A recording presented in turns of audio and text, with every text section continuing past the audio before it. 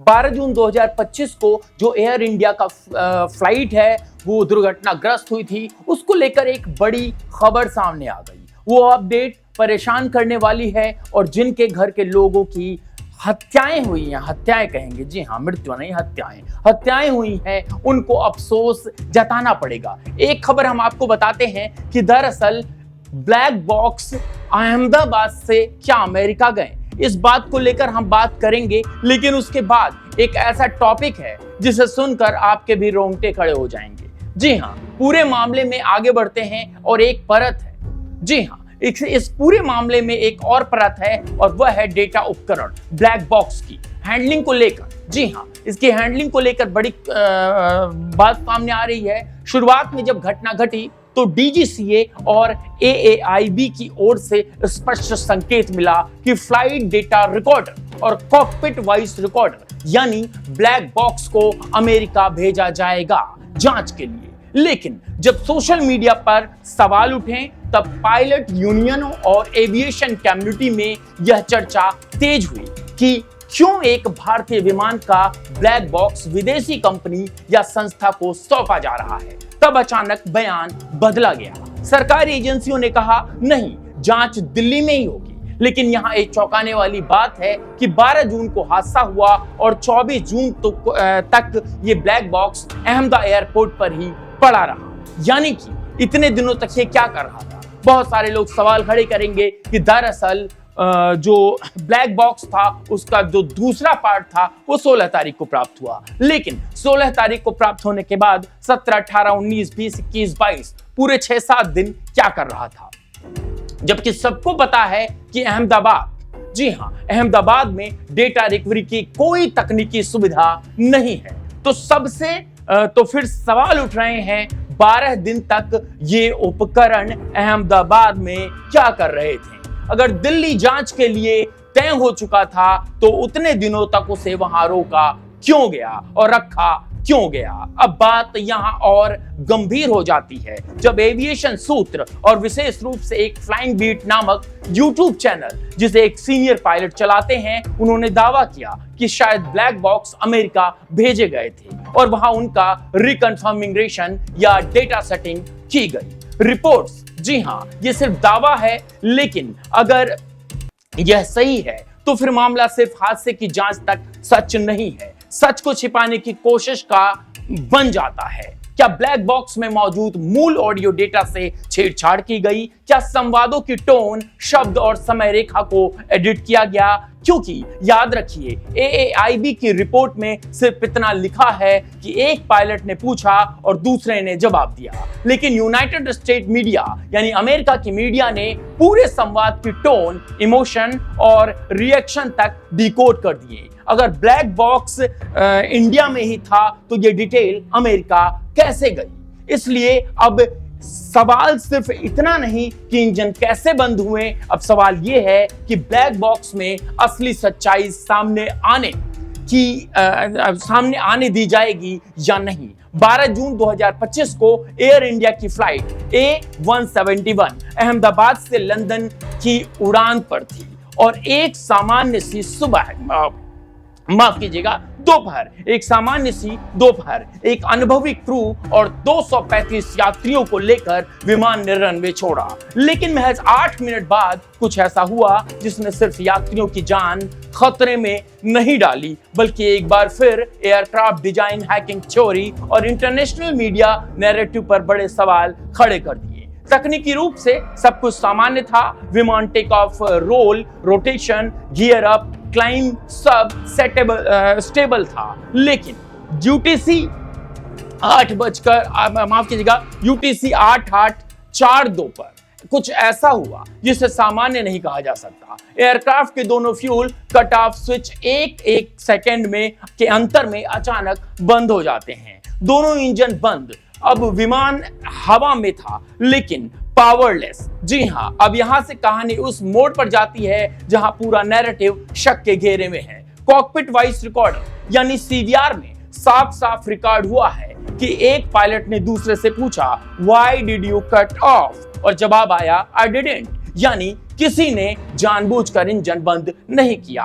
और अगर किसी ने नहीं किया तो क्या तो आखिर किया किसने? सबसे बड़ा सवाल यही शुरू होता है। और क्या यह सिस्टम फेल्योर था, डिजाइन दोस्त था, सॉफ्टवेयर बग था, या फिर कोई बाहरी साइबर इंटरफेस जो हम बार बार कह रहे हैं? रिपोर्ट में तकनीकी रूप से कहा गया कि fuel cut off switch run से कट ऑफ पर चला गया, लेकिन क्या यह क्यों हुआ?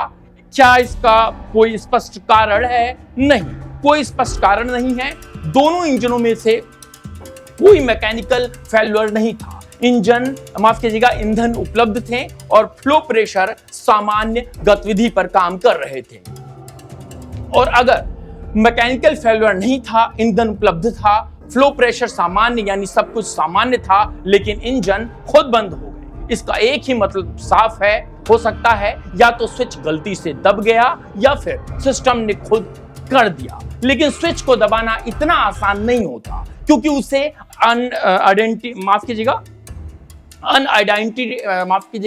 अनइंटीग्रेटेड एक्टिवेशन से बचाने के लिए सेफ्टी डिजाइन होती है। FAA ने 2018 में इस डिजाइन पर एक एडवाइजरी भी जारी की थी, जिसमें चेतावनी दी गई थी कि 737 मैक्स जैसे विमानों में यह स्विच बिना इरादे के भी ट्रिगर हो सकता है। मगर चौंकाने वाली बात यह है कि यह एडवाइजरी वैकल्पिक थी, अनिवार्य नहीं, और एयर इंडिया ने इस पर कोई एक्शन नहीं लिया। अब बात करते हैं नैरेटिव की। इस घटना के चंद दिन बाद अमेरिकी मीडिया, खासकर वॉल स्ट्रीट जर्नल, पीपल्स.com और रॉयटर्स जैसी एजेंसियों ने दावा किया कि CVR रिकॉर्डिंग में कप्तान शांत रहे और को पायलट ने सवाल पूछा। कुछ रिपोर्ट्स ने तो यह भी कह दिया कि पायलट्स डिस्ट्रैक्ट थे, तनाव में थे और शायद गलती से स्विच दबा बैठे।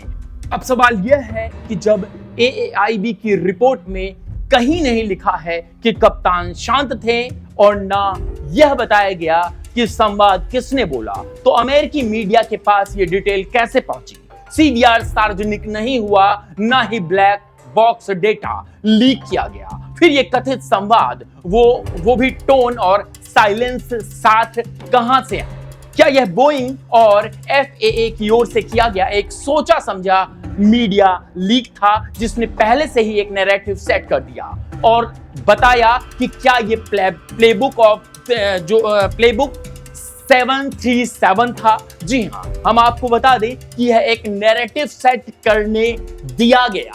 क्या ये वही प्लेबुक है जो 737 मैक्स के हादसे में देखा गया था, जहां पहले मीडिया में पायलट की ट्रेनिंग को दोषी ठहराया गया, फिर बाद में साफ हुआ कि खामी खुद सॉफ्टवेयर की थी? इस बार भी पैटर्न वही है, इस बार भी वही पैटर्न दिख रहा है। स्टेप 1 संवाद लीक होता है, स्टेप 2 इंसानी गलती को उछाला जा रहा है, स्टेप 3 डिजाइन फॉल्ट पर चुप्पी, और स्टेप 4 रिपोर्ट क्लोज कर दो लिख कर कि पायलट तनाव में था, नींद नहीं ले रहा था, ध्यान भटका हुआ था और विमान निर्माता बच निकले। AAIB की रिपोर्ट को ध्यान से पढ़ें, वहां कोई साफ संकेत नहीं है कि पायलट दोषी था, बल्कि यह तो संकेत है कि दोनों चौंक गए थे, किसी को समझ नहीं आया स्विच ऑफ कैसे हो गया।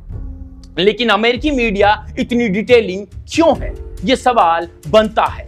भारत की मीडिया में यह सवाल क्यों नहीं उठ रहा? क्यों सिर्फ इंजन फेल्योर और इमरजेंसी लैंडिंग की डेडलाइन चल रही, माफ कीजिएगा, हेडलाइन चल रही है?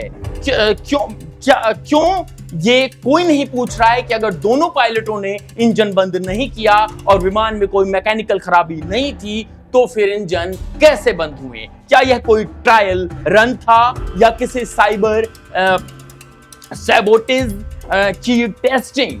कोई ऐसा सिस्टम जो विमान को दूर से कंट्रोल कर सके ताकि भविष्य में उसे लड़ाई के मैदान में बदला जा सके? और क्या अब हमें स्वीकार करना होगा कि युद्ध सिर्फ मिसाइलों से नहीं बल्कि सिस्टम में घुसपैठ से लड़ा जाएगा? इस समय जब एयर सेफ्टी का नाम पूरा बोझ सिर्फ पायलट के, जी हां, पायलट के कंधे पर डाल दिया जाता है, यह जरूरी है कि हम यह पूछें क्या वो सचमुच दोषी था या फिर एक बार फिर पायलट को बलि का बकरा बना दिया गया? बताइए, अगर इस पूरी वीडियो का टोन, आवाज या सोशल मीडिया का कट डाउन हम आपको बता दें कि दरअसल सोशल मीडिया पर भी बहुत सारी बातें चल रही हैं, लोग तरह तरह की बातें कर रहे हैं, लेकिन सबसे सामान्य बात यही है कि बार बार अमेरिकी मीडिया पायलटों को कोसने में क्यों लगा हुआ है। बोइंग के बारे में कोई बात नहीं कर रहा है, बोइंग की जो विमान कंपनी है उसके बारे में कोई बात नहीं कर रहा है। ये एक अमेरिकी कंपनी है। क्या अमेरिकी कंपनी को बचाने का कार्य किया जा रहा है? अगर किया जा रहा है तो किसके द्वारा किया जा रहा है? आप भी कमेंट्स बॉक्स में बताएं। बने रहे, बहुत बहुत धन्यवाद।